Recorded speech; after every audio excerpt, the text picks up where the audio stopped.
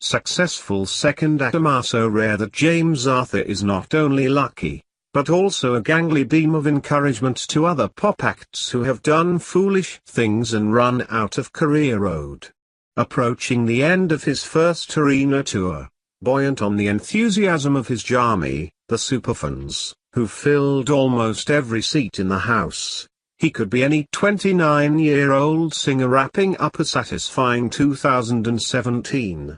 When he proudly notes that everything we hear tonight is played by the individuals on this stage, it even seems that winning the X Factor in 2012 no longer hampers his efforts to be heard as a dues-paying musician. Carry on like this, and he'll soon be accepted into the George Ezra, Paolo Nutini brotherhood of adult pop respectability, judged by the merits, or otherwise, of his music, rather than by his origins. That said, as the most recent X Factor winner most people can actually name, he would typically have some way to go before shedding the association entirely. Luckily for him, that narrative has been supplanted by an extraordinary comeback story.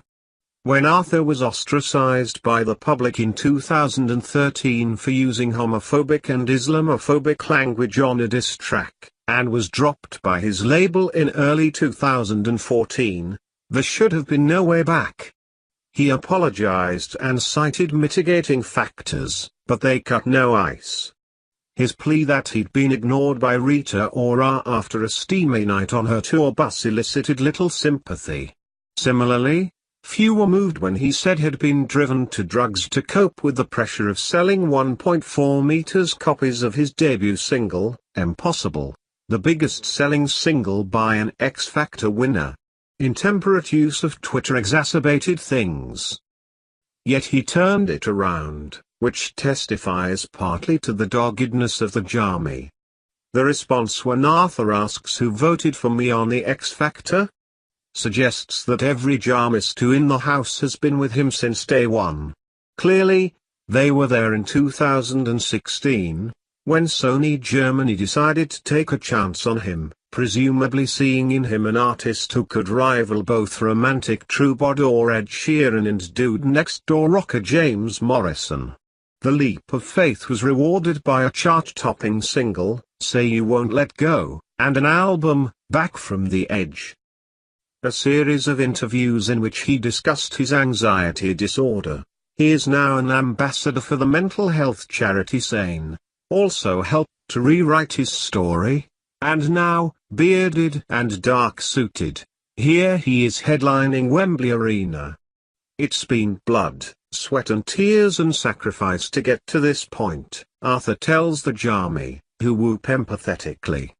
When an errant star can't rely on popularity among fellow artists to tide them over, having a motivated fanbase is the next best thing. Advertisement. However, having returned so emphatically, Arthur has a new challenge. He's become an arena artist, but possesses little arena craft. Where Sheeran is a master at holding a large crowd, Arthur is more a Morrison, assured when immersed in the music, but self-conscious and retiring when not. The physical accoutrements of a big gig have been built in, including the large backing band who pump drama into the set's many ballads and the starkly striking set made of cathode ray TVs, but it's as if they've been built around someone who would rather be playing a much smaller place. There's a telling moment during the ponderous certain things, asking us to wave if we believe in universal love. Arthur cajoles, "Don't be shy, you don't look like a dick." Is he betraying fear that he himself, center of attention on that massive stage, looks like one?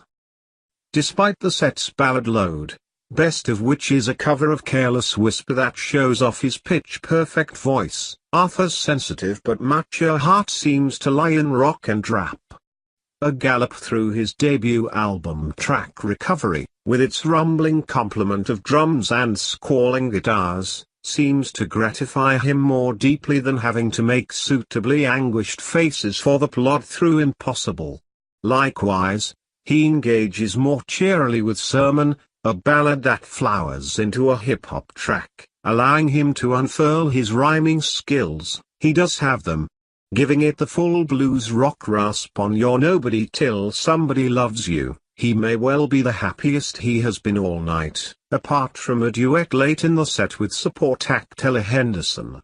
Endowed with the love for the spotlight that he lacks, she gustily leads and he follows, an arrangement that brings out the best in both. If she offered him a lesson or two in how to feel comfortable in front of 20,000 people, she would be doing him a good turn.